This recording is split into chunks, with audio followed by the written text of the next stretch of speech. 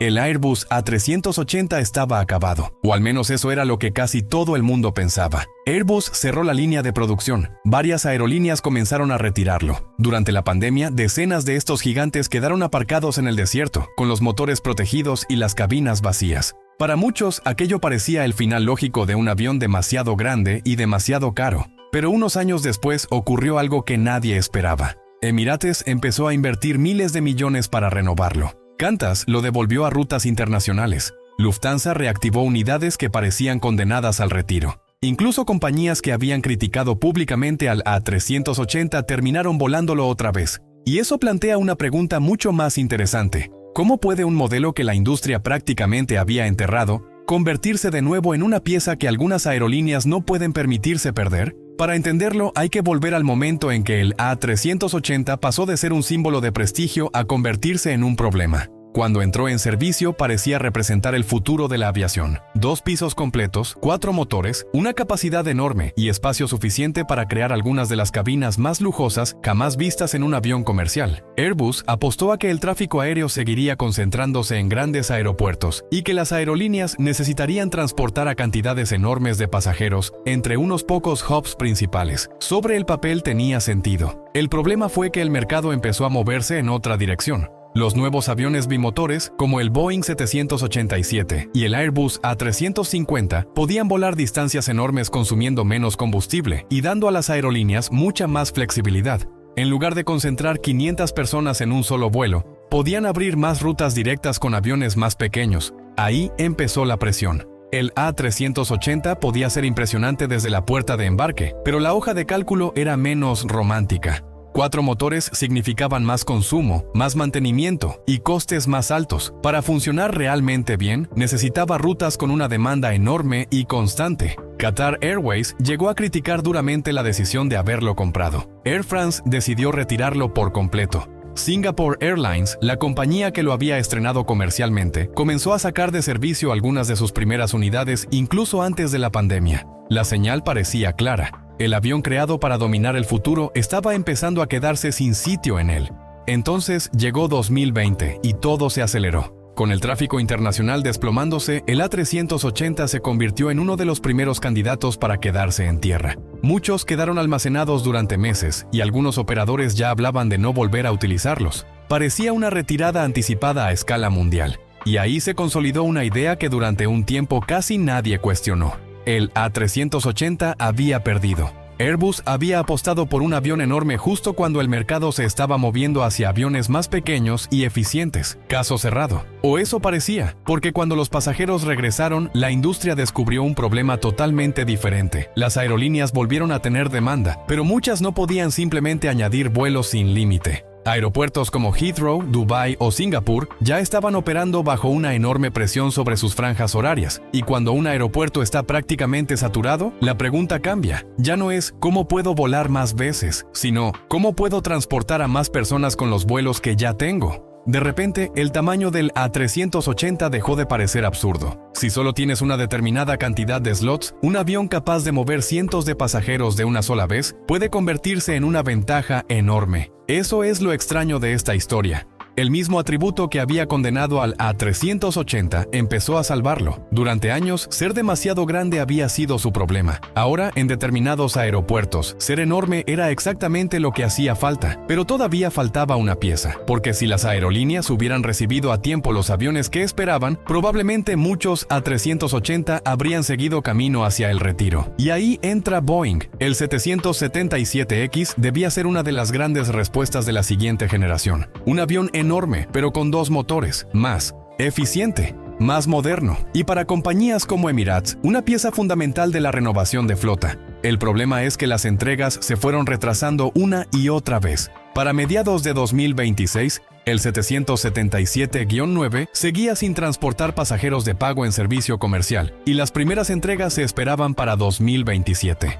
Cada nuevo retraso creaba un problema muy simple. Los aviones que debían reemplazar a parte de la flota todavía no estaban disponibles, y ese detalle cambió por completo el destino del A380. Mientras el 777X seguía avanzando hacia la certificación, Emirates tenía que seguir moviendo cantidades enormes de pasajeros entre Dubái y algunos de los aeropuertos más congestionados del planeta. No podía esperar varios años. Tampoco podía comprar nuevos A380 porque Airbus ya había cerrado la línea. Así que hizo algo que habría parecido extraño poco antes. Comenzó a invertir una fortuna en rejuvenecer los aviones que ya tenía. El programa de renovación de Emirates está valorado en alrededor de $5.000 millones y cubre más de 200 aviones entre A380 y Boeing 777. En el caso del Super Jumbo, la compañía está instalando nuevas cabinas, incorporando Premium Economy y modernizando interiores para mantenerlos competitivos durante muchos años más. Eso no es el comportamiento de una aerolínea que piensa retirar un modelo mañana, es el comportamiento de una empresa que necesita exprimirlo durante bastante tiempo. Y lo más curioso es que Emirates no oculta la razón. Su red depende de concentrar enormes cantidades de pasajeros en Dubái y redistribuirlos hacia otros continentes. Para ese modelo, el A380 sigue resolviendo un problema que pocos aviones pueden resolver de la misma manera. Aquí aparece una de las ironías más grandes de toda la historia.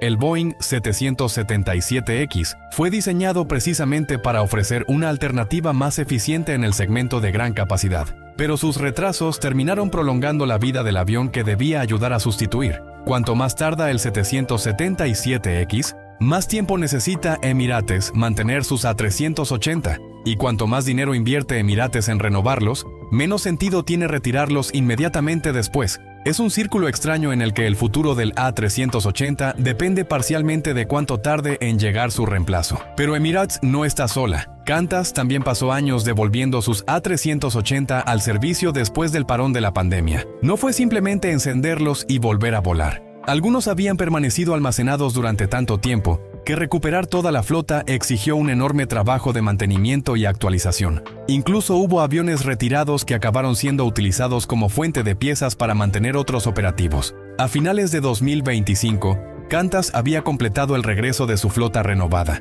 devolviendo estos gigantes a rutas internacionales de gran importancia. Lufthansa tomó una decisión parecida. La aerolínea alemana había aparcado buena parte de sus A380, pero la recuperación del tráfico y los retrasos de nuevos aviones hicieron que varias unidades regresaran desde Múnich. Las aerolíneas no volvieron al A380 porque hubieran olvidado sus problemas. Volvieron porque en determinadas rutas el problema de no tener suficiente capacidad era todavía peor. Y entonces aparece otro factor que casi siempre se pierde cuando se habla únicamente de combustible. El A380 no solo transporta muchas personas, también puede transportar una enorme cantidad de pasajeros premium.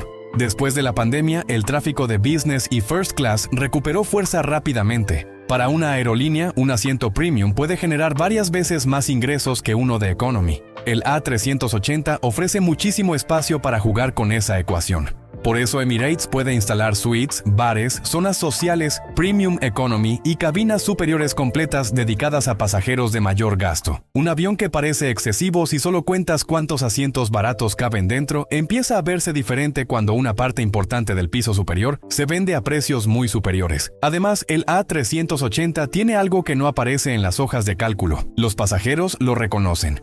Hay gente que busca vuelos específicamente para viajar en él. No ocurre con muchos aviones comerciales. Eso le da a las aerolíneas una ventaja adicional. Pueden utilizar el avión como producto, no solo como medio de transporte. Y cuando combinas ese atractivo con aeropuertos saturados y pasajeros premium dispuestos a pagar más, la matemática deja de parecer tan absurda como parecía en 2019. Pero justo cuando la historia empieza a sonar demasiado perfecta, aparece el verdadero problema. Los A380 no se están haciendo más jóvenes. Algunos llevan casi 2 décadas volando y Airbus ya no fabrica nuevos ejemplares. En junio de 2026, las autoridades europeas ordenaron inspecciones en determinados A380 después de detectarse grietas en partes de la estructura del ala. La medida afectó solo a un grupo concreto de aeronaves, pero fue un recordatorio importante. Mantener estos aviones hasta bien entrada la próxima década será cada vez más complicado. Y aquí es donde la resurrección empieza a mostrar sus límites. Un avión puede seguir siendo económicamente útil y al mismo tiempo convertirse en una máquina cada vez más cara de mantener. Los motores necesitan revisiones, las piezas tienen que estar disponibles, los componentes estructurales envejecen, y cuando ya no existe una línea de producción activa, cada reparación extraordinaria puede convertirse en un desafío mayor. Algunas aerolíneas ya utilizan aviones retirados como donantes de piezas. También está el combustible. El A380 puede funcionar bien cuando la demanda es alta y el avión vuela lleno, pero sigue teniendo 4 motores. Si el petróleo sube con fuerza o la economía entra en una fase más débil y baja la ocupación, su ventaja puede desaparecer rápidamente. La misma aeronave que hoy parece perfecta para una ruta saturada, puede convertirse mañana en una máquina demasiado costosa. Y luego está la geopolítica. Las aerolíneas pueden planificar flotas con 10 años de antelación, pero una crisis regional puede cambiar rutas y operaciones en cuestión de días. Qatar Airways lo comprobó recientemente cuando las tensiones en Oriente Medio obligaron a modificar operaciones y limitar temporalmente parte del uso de su flota. El A380 necesita rutas fuertes, aeropuertos capaces de recibirlo y una demanda muy concreta. Si cualquiera de esas piezas falla, la economía del avión se deteriora rápido. Por eso decir simplemente que el A380 ha vuelto es correcto pero incompleto. Ha vuelto porque varias circunstancias extraordinarias se alinearon al mismo tiempo. La demanda se recuperó.